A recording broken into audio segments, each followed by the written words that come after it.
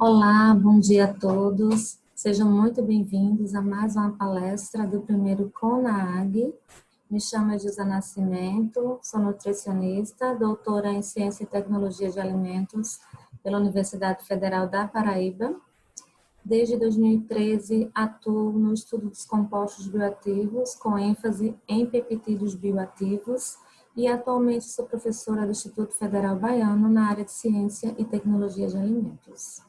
De antemão, quero agradecer à comissão organizadora pelo convite e já parabenizar pelo evento, diante da situação de pandemia e distanciamento em que nos encontramos. Essa nova modalidade de evento tem sido de extrema necessidade e de extrema importância para a disseminação do conhecimento científico. Bem, diante do tema norteador do evento, agricultura e produção de alimentos seguros em tempos de pandemia,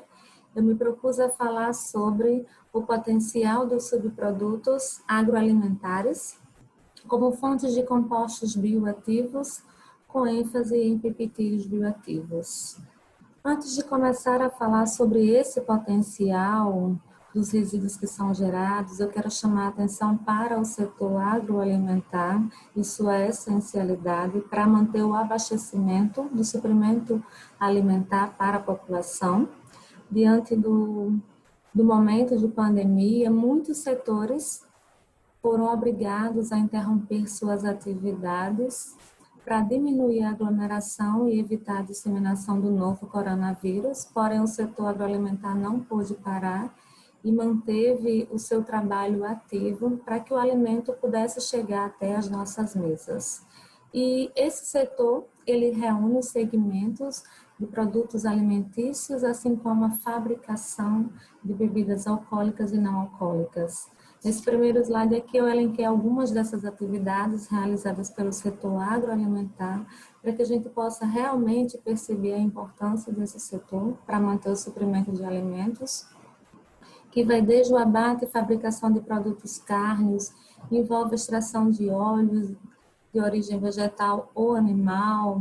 envolve a preservação de pescados e fabricação dos produtos de seus derivados e outras muitas atividades que estão aqui elencadas que só são possíveis a partir do trabalho do setor agroalimentar, que realiza todo esse processo que inicia lá no campo, na colheita, perpassa pela pós-colheita, pelos processos de transformação do alimento na indústria de alimentos, armazenamento, até chegar ao consumidor final. Então, a gente percebe a importância do setor agroalimentar tanto para a sobrevivência humana, como também para o desenvolvimento do país. Por outro lado, nós precisamos pensar ou repensar como esse alimento ele vem sendo produzido e quanto de resíduo tem sido deixado ao longo dessa trajetória até o alimento chegar às nossas mesas. Nós precisamos pensar em uma produção que respeite o meio ambiente, que reduza os impactos negativos que possam ser causados para o meio ambiente. E pensando nesse setor e na cadeia de transformação, muito desse resíduo ele é oriundo da extração de óleo, o óleo de soja mais consumido aqui no Brasil, em que é extraído a partir dessa semente oleaginosa, em que 80% após a extração e refino do óleo, 80% é de resíduo, e esse resíduo tem um elevado teor de proteínas, assim como o resíduo da cabeça e rabo de sardinhas, do processo de filetagem de pescados de forma geral, a elaboração de queijos e o resíduo que é gerado, que é o soro do leite. Parte desse soro do leite já é empregado na própria indústria para enriquecimento de alguns alimentos, é empregado e adicionado em bebida láctea, em compostos lácteos, em creme de leite, mas muito desse resíduo, de forma geral, ainda é desperdiçado e esse desperdício tem sido realizado de forma inadequada, causando um impacto negativo para o meio ambiente. De acordo com o grupo Fusões, que tem como objetivo norteador a sustentabilidade da União Europeia, Todo esse resíduo que é deixado ao longo da cadeia de transformação dos alimentos, ele se enquadra no conceito de desperdício e, segundo a FAO, 1/3 de todo alimento que nós consumimos é desperdiçado. Isso representa 1,4 bilhões de toneladas ao ano, então é um volume muito alto. E a Associação Brasileira de Indústrias de Alimentos, aqui do Brasil, tem visto um crescimento anual desse setor. O ano passado, esse setor cresceu 6,7%, o setor da agroindústria, da indústria de alimentos, cresceu 6,7% em comparação ao ano anterior, de 2018. E, segundo a BIA, a perspectiva para 2020 é que esse crescimento continue, sendo que em um menor percentual, devido à pandemia que nós estamos passando atualmente, e esse crescimento pode ser em torno de 2 a 3,5%, mas isso vai depender muito de como o mercado externo vai se comportar diante dessa situação atual em que nós estamos vivendo. Então, para embasar esse cenário de perdas no setor de alimentos, um grupo de pesquisadores fez um compilado, levando em consideração os diferentes grupos de alimentos e identificou que no topo desse desperdício dos diferentes grupos de alimento encontram-se as frutas, com um percentual entre 40% e 50%, frutas, raízes e legumes, e identificou também algumas partes dos alimentos que são perdidos no processamento, na transformação das frutas para a elaboração de polpas, extração de sucos, elaboração de compotas e vários outros alimentos, produtos alimentícios gerados a partir dessa matéria-prima. E algumas das partes que foram identificadas nesse estudo estão representadas na figura, como peles de laranja, pele e caroço de manga, bagaço da uva, depois do processo para a elaboração de vinho. Temos também uma perda considerável de raízes, que também encontra-se nesse grupo do topo do desperdício, levando em consideração partes de peles de batata, bagaço e peles de beterraba, depois do processamento para obtenção de açúcar, nos países em que não há o cultivo da cana-de-açúcar. Esse desperdício é seguido pelo grupo dos pescados, que é altamente perecível. A gente deve levar isso em consideração. E o grupo também traz algumas partes dos cereais, que representam 30% das perdas, que são descartadas nesse processamento, como o bagaço de arroz, né, de trigo, o bagaço também da produção de cerveja.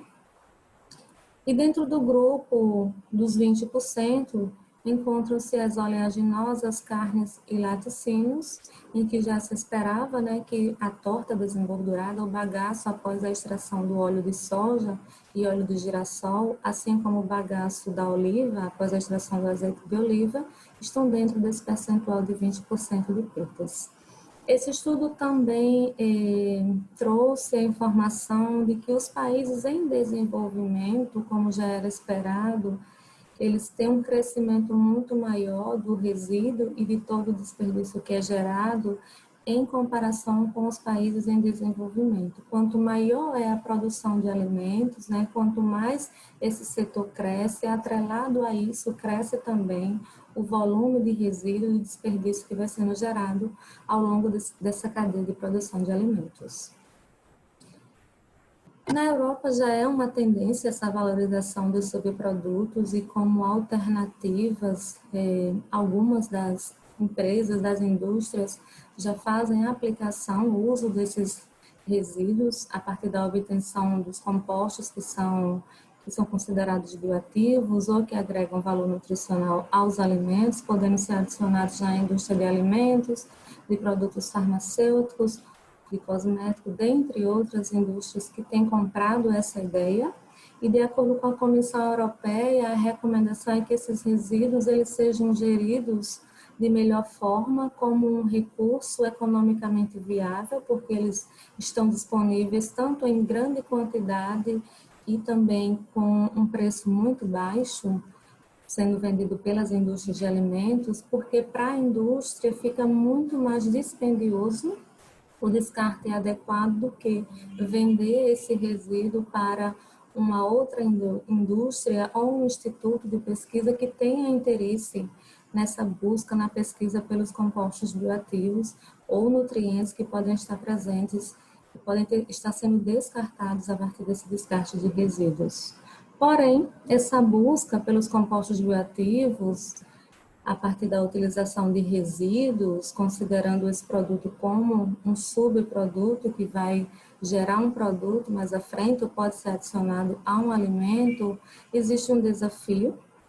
para essa separação, extração, concentração desse componente biológico, né, que tem uma bioatividade, uma funcionalidade tanto para o organismo, ou pode ser também para o alimento. É necessário que se utilize das técnicas adequadas para a extração e concentração desses compostos, visando a manutenção de suas características químicas e mantendo a sua funcionalidade, né? Mantendo a funcionalidade desse composto de interesse. Essas técnicas, elas também devem ser de baixo custo para que esse processo não acabe ficando mais caro e não seja viável para a valorização dos subprodutos agroalimentares. Então, já é uma tendência na Europa e se espera que essa tendência se estenda, né, para todo o mundo e que nós possamos pensar sobre como valorizar os subprodutos, os resíduos que estão sendo desperdiçados aqui no nosso país para gerir de uma forma adequada esse resíduo que vai sendo gerado pela indústria de alimentos. Então, a partir dessas estratégias, né, se acende uma luz, percebendo-se que esses subprodutos têm um potencial de uso, que a partir deles podem ser extraídos alguns compostos de interesse para alimentos e também para a saúde, para a promoção da saúde. E nesse contexto, as pesquisas elas têm sido direcionadas para a busca de novos compostos bioativos. Nós já temos alguns compostos bioativos que são reconhecidos, que já existem evidências que comprovam a sua bioatividade, o seu efeito na promoção da saúde. Esses compostos eles vão ter efeito tanto na prevenção quanto auxiliando no tratamento de diversas doenças crônicas não transmissíveis, como as doenças cardiovasculares, o câncer, diabetes, envelhecimento celular, envelhecimento neurológico e também a obesidade, que é considerada uma doença inflamatória. Então, visando essa valorização dos subprodutos, já que a produção ela não pode parar, até porque essa transformação dos frutos, como por exemplo aqui nesse slide, ela se faz necessário tanto para a elaboração de novos produtos, como também para o aumento de vida de prateleira desses alimentos que são altamente suscetíveis, e nem sempre as condições da pós-colheita são as mais adequadas, em termos de temperatura e de transporte, e isso pode acarretar também nesse maior índice, maior percentual de desperdício em que as frutas se encontram no topo. Levando em consideração esse desperdício e que há essa necessidade de transformação dessa matéria-prima, algumas pesquisas têm se voltado para identificar compostos a partir dos resíduos oriundos da transformação de frutas em produtos alimentícios. Essa figura eu trouxe de um estudo recente, agora de 2020, em que os pesquisadores identificaram diversos compostos fitoquímicos, compostos fenólicos que já são reconhecidos na literatura, evidenciados como compostos bioativos que têm um benefício para a saúde, e muitos deles foram encontrados em subprodutos. Aqui a gente consegue ver subprodutos do vinho, né, da produção de vinho, das uvas. Foram encontrados alguns compostos com diversas atividades biológicas, como cardioprotetor, neuroprotetor, anti-inflamatória, dentre outras. Aqui podemos identificar também efeito anti-inflamatório e antiplaquetário a partir do resíduo oriundo da extração do azeite de oliva. Outros compostos identificados como antimicrobianos a partir das cascas de laranja e limão, e assim vários outros das cascas de maçã, de banana, talo do abacaxi, casca do abacaxi. Além das frutas, esses pesquisadores identificaram também compostos químicos, fitoquímicos oriundos de resíduo de cebola, de batata e cenoura também, com diversas atividades e efeitos biológicos para o organismo, antiviral, cardioprotetor, antiobesidade, anti-inflamatório, assim como no tomate e em subprodutos lignocelulósicos também foram encontrados compostos antioxidantes e agentes antimicrobianos. Então, é vasta, né, a área de pesquisa que nós temos para pesquisar quando se trata de resíduos agroalimentares, porque essa fonte inicial, essa matéria inicial que são as frutas, falando especificamente das frutas, elas são fontes desses compostos. E mesmo após passar por esses tratamentos, esses processos de transformação para a elaboração de produtos alimentícios que vão ser comercializados, esse resíduo ainda fica com um excedente desses compostos que podem estar sendo aproveitados. Pode-se agregar valor a esse subproduto e adicioná-lo em um alimento que já é produzido na indústria de alimentos. Então, esses compostos bioativos, eles se encaixam na definição de alimentos funcionais, que é uma definição já bem conhecida pela comunidade científica, assim como pela população, em que o alimento funcional é definido quando ele tem, além de nutrir, ele tem uma finalidade que vai além da nutrição básica, ele tem um efeito, um benefício para a promoção da saúde, e esse benefício, esse efeito é dado pelos compostos bioativos, que estão presentes nesses alimentos funcionais. Muitos deles já são conhecidos e já têm as suas atividades biológicas bem estabelecidas na literatura, como as vitaminas, que são antioxidantes, a E e C, os ácidos graxos essenciais, fibras, probióticos e prebióticos, os compostos fenólicos, que não são nutrientes, são compostos secundários, mas têm essa ação biológica, essa funcionalidade no organismo, assim como os carotenoides e, mais recentemente, os peptídeos bioativos. Muitos estudos têm sido direcionados para a busca de novos peptídeos bioativos, né, que são compostos bioativos naturais, devido à gama de atividades biológicas que essas moléculas elas têm apresentado, como antioxidante, efeito anti-inflamatório, antihipertensivo, antimicrobiano, dentre várias outras que eu não elenquei aqui. Então, o ponto de partida para se obter um hidrolisado que tenha em sua composição os peptídeos bioativos no princípio, é uma fonte de proteína, seja uma proteína isolada, seja um resíduo agroalimentar, que desse resíduo possa ser possível concentrar essas proteínas ou isolar o máximo de proteínas possível para que esse processo, esse produto, ele passe por uma transformação por hidrólise, que pode ser catalisada por enzimas, é a recomendação da maioria dos estudos, porque a grande parte dessas enzimas são seletivas, é possível controlar as condições de tempo, temperatura, pH, concentração enzima e substrato, e desta forma obter um hidrolisado de qualidade, sem afetar as características químicas dos peptídeos que vão ser produzidos ao final do processo. Então, essa modificação da proteína, ela é necessária para a liberação dos peptídeos bioativos, que já estão na proteína, naturalmente na proteína, mas quando liberados pelo processo de quebra das ligações peptídicas que ocorre na hidrólise enzimática, da mesma forma ocorre um aumento da atividade biológica,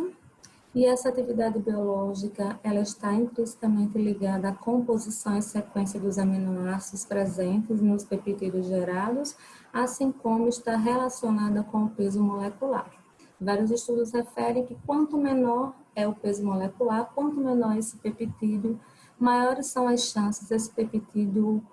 agir, reagir, atuar em diversos mecanismos no organismo humano. Após essa transformação da proteína intacta, o processo de hidrólise, o que se obtém é uma mistura de peptídeos de diferentes tamanhos, que pode seguir passos adicionais com a separação pelo peso molecular dos peptídeos, ou ainda seguir para isolamento e identificação da sequência destes aminoácidos e, dessa forma, elucidar a atividade biológica de acordo com a sequência aminoácidica dos peptídeos. Quando eu falo de sequência dos aminoácidos, Isso é necessário porque esses aminoácidos eles vão ser responsáveis pela atuação dessas diversas atividades biológicas que ocorrem a partir dos peptídeos. Alguns aminoácidos eles são capazes de doar prótons, de doar elétrons e assim estabilizar moléculas reativas, espécies reativas de oxigênio, e desta forma nós temos a atividade antioxidante. Outras moléculas peptídeos bioativos, eles são responsáveis por inibir a ação da enzima conversora de angiotensina, que é a chamada ECA, e assim diminui a pressão arterial, porque essa enzima ela participa do mecanismo de alteração, de modulação da pressão arterial e eleva a pressão arterial. Então, o peptídeo que consegue inibir a ação dessa enzima, ele é considerado um peptídeo hipotensor, um peptídeo antihipertensivo, assim como muitos fármacos que nós já temos de uso comum, de uso convencional, que eles atuam com esse mesmo objetivo de inibir a enzima conversora de angiotensina. Então, como posso valorizar esse resíduo proteico que se faz a partir de uma matriz proteica, a partir de um resíduo que é reconhecido como fonte de proteína, né? Esse resíduo, após o processamento, a matéria-prima obrigatoriamente tem que ser uma fonte de proteína, e após esse processamento vai gerar um resíduo que ele deve ser tratado para se obter um concentrado proteico ou um isolado proteico, que desta forma é retirada parte da água, ficando um conteúdo muito maior, um conteúdo expressivo de proteínas, que é submetido ao processo de hidrólise, no caso hidrólise catalisada por enzimas, e nessa etapa é necessário realizar um delineamento experimental para a escolha das melhores condições para que a enzima ela atue em sua melhor atividade. Então, para embasar isso que eu falei até agora sobre a necessidade de uso e o potencial do uso dos resíduos agroalimentares como sendo possíveis para a prevenção de doenças ou serem utilizados em alimentos, eu trouxe aqui um fluxograma que representa muito bem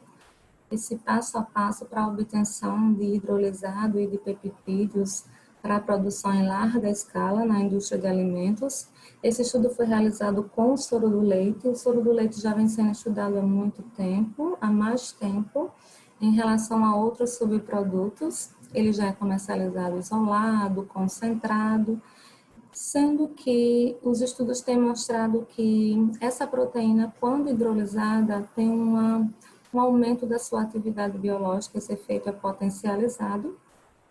Então, a indústria de alimentos tem atentado para isso, para comercializar também esses peptídeos a partir da hidrólise enzimática das proteínas do soro do leite. Então, aqui nessa figura, nós temos o resumo dos requisitos dos processos industriais para se chegar a essa produção em larga escala, partindo de uma fonte de proteína, isolamento dessa proteína, condição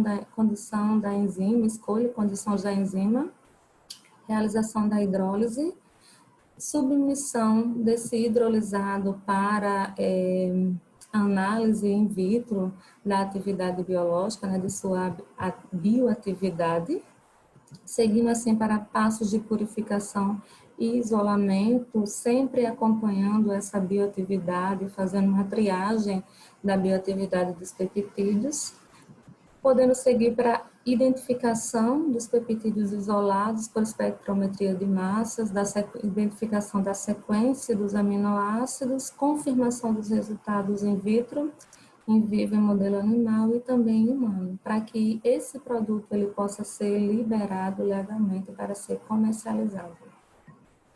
Esse mesmo estudo traz essa tabela com produtos que já são comercializados nos Estados Unidos e na Europa e no Canadá, que são obtidos a partir da hidrólise do soro do leite. Aqui nessa tabela nós temos na primeira coluna o nome do produto, que foi dado ao produto, a empresa, né, o fabricante do produto, o tipo de produto, se é um ingrediente, se é um suplemento, se é uma em cápsula, a bioatividade do peptídeo e a atividade que tem um efeito benéfico para a saúde. Então, aqui eu marquei alguns para chamar a atenção, que já são comercializados, como esse aqui que é comercializado nos Estados Unidos, fragmentos de peptídeos da beta-globulina, oriundo das proteínas do soro do leite, que tem um efeito em reduzir a pressão arterial, assim como esse hidrolisado do conjunto das proteínas, que tem um efeito tanto como hipotensor, porque inibe a enzima conversora de angiotensina, como efeito hipoglicemiante, porque inibe a ação da enzima DPP4. Essa enzima participa do mecanismo de elevação da glicose sanguínea. Então, consequentemente, com sua inibição também ocorre uma redução da glicose no sangue. Então, pode ser um tratamento associado a fármacos para quem é diabético ou pode ser utilizado também na prevenção. Outro suplemento aqui que também já é comercializado, peptídeos derivados da proteína do soro do leite, que tem um efeito anti-inflamatório. Então, a partir dessa tabela, dessa pesquisa, de forma geral, publicada agora em 2018, a gente já identifica o potencial de um subproduto agroalimentar. Um resíduo do soro do leite que foi transformado, estudado e se identificou sua potencialidade em relação aos peptídeos que foram gerados pelo processo de hidrólise. Isso foi produzido, testado e produzido em larga escala e já está sendo comercializado em alguns países. E como os produtos oriundos, né, os resíduos oriundos dos processos que envolvem alimentos de origem animal representam uma boa fonte de proteína, inclusive de proteína de alto valor biológico, muitos pesquisadores, grupos de pesquisas têm se atentado para realizar trabalhos com esse tipo de material, de resíduo agroalimentar. Esse trabalho aqui é de um grupo de pesquisa da Paraíba. A Paraíba, para quem é de lá e para quem conhece, tem em sua cultura alimentar, né, o hábito de consumir carne de cabra, e desse processo de abate da cabra são descartados as vísceras, fígado, coração, intestinos, assim como o sangue, e esse grupo de pesquisa fez um homogeneizado dessas vísceras, gerando a partir desse homogeneizado 80% de proteína, que foi submetido ao processo de hidrólise usando duas diferentes enzimas, e se obteve um hidrolisado no final, que esse hidrolisado foi liofilizado, transformado em um pó, e se chegou ao resultado de atividade antioxidante por dois métodos que já são reconhecidos pela literatura, sequestro do radical ABTS e do radical da IPPH. Outros diversos trabalhos nós podemos encontrar dos subprodutos de origem animal, como esse aqui de pescado, que também foi feito homogeneizado do descarte de cabeça e rabo, as partes que não são consideradas para a comercialização. Realizou-se uma hidrólise, foi submetido para análise in vitro de atividade antimicrobiana, resultando na ação frente a bactérias Escherichia coli e Staphylococcus aureus, né, inibindo o crescimento dessas bactérias com efeito antibacteriano, assim como a atividade antioxidante por 4 diferentes métodos que foram testados nessa pesquisa. Um outro trabalho também realizado pelo grupo de pesquisa da Paraíba foi com crista e barbela de frango, essas partes que não chegam para a gente, né? Quando a gente compra um frango, essas partes já foram descartadas lá na indústria, no processo de abate. Esses pesquisadores juntaram essa crista e barbela, homogeneizaram, fizeram o processo de hidrólise e verificaram também a capacidade antioxidante, né? Foi encontrada a partir desse hidrolisado proteico de crista e barbela. Não só os produtos de origem animal têm um potencial para obtenção de peptídeos bioativos, mas também os produtos resíduos de origem vegetal, que têm em sua composição um elevado teor de proteína também, inicialmente, né? A partir da matéria-prima original já se identifica esse conteúdo proteico. Esse estudo foi realizado em Portugal, com o bagaço após a extração do azeite de oliva, em que se identificou também, após a hidrólise, a atividade antioxidante e a atividade da inibição da enzima conversora de angiotensina, que representa o efeito antihipertensivo. Então, a partir de todos esses trabalhos que eu mostrei, é possível a gente identificar que os resíduos agroalimentares têm esse potencial, né? De se encontrar compostos bioativos, antioxidantes, né, antihipertensivos, assim como os peptídeos bioativos que nós vimos nos trabalhos anteriores. E quanto à aplicação desses hidrolisados e peptídeos, eles têm um potencial como ingrediente para a formulação em produtos alimentícios que já são elaborados na indústria de alimentos, tornando esses produtos um alimento funcional devido à sua bioatividade encontrada, assim como podem ser incorporados como aditivos naturais pela indústria de alimentos em substituição aos antimicrobianos que já são utilizados, né, na indústria de alimentos. A FDA nos Estados Unidos, desde 2011, já liberou o uso e incorporação de hidrolisados e peptídeos oriundos de proteína vegetal, podem já ser utilizados como aditivos alimentares.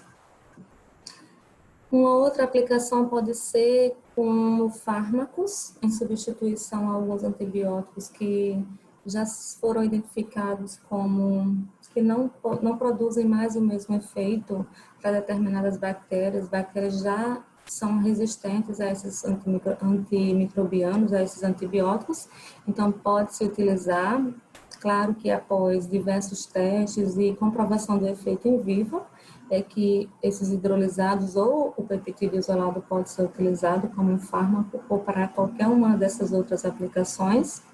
E ainda, síntese de peptídeos usado como nutracêuticos a partir de cápsulas, de comercialização de cápsulas.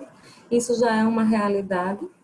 em alguns países, como Estados Unidos e Japão, que já comercializam em cápsulas os peptídeos antihipertensivos, obtidos a partir do peixe bonito, que é um peixe do Japão, assim como o hidrolisado do peixe de molva, que tem efeito antihipertensivo no controle do estresse, e também como antioxidante, mas que foi obtido a partir de vísceras e de sangue, ou seja, né, a partir do descarte do resíduo, que seria descartado no caso desse peixe, realizou-se um hidrolisado e foi possível identificar esse efeito antioxidante, e agora esse produto está sendo comercializado na forma de cápsulas. Então, eu iniciei chamando a atenção, né, para essa responsabilidade com o meio ambiente. Eu quero terminar falando sobre isso, né, que nós possamos dar continuidade nessa produção de alimentos que é necessária, mas de forma consciente, pensando numa produção sustentável. E uma das estratégias encontradas é essa utilização de resíduos alimentares, evitando o descarte inadequado e assim reduzindo o impacto negativo para o meio ambiente. Nós conseguimos identificar, a partir de tudo que foi falado aqui, que os subprodutos podem ser utilizados como uma estratégia para agregar valor a esse resíduo e também adicionar valor como ingrediente aos alimentos que já são produzidos, tornando-os como um alimento funcional a partir do uso de um composto que já tem a sua ação comprovada. Muitos desses compostos já foram comprovados tanto em estudos in vitro como in vivo, em modelo animal e também em humano, para se chegar a evidência de que, de fato, esses peptídeos eles possuem essas atividades que trazem benefícios para o organismo humano. Aqui eu deixo algumas referências para que vocês possam printar rapidamente, mas quem não conseguir, eu deixo aqui o meu contato, vocês podem me enviar e-mail com dúvidas, perguntas, contribuições ou quem sabe parcerias para que possamos seguir aí juntos, né, buscando uma produção sustentável de alimentos e reduzindo assim os impactos para o meio ambiente. E quero concluir com uma frase: a sustentabilidade é a abertura para o futuro. Se fecharmos, não existirá futuro. Então, que possamos deixar essa porta aberta para as gerações futuras. Muito obrigada. Desejo que continuem aproveitando o evento. Até logo.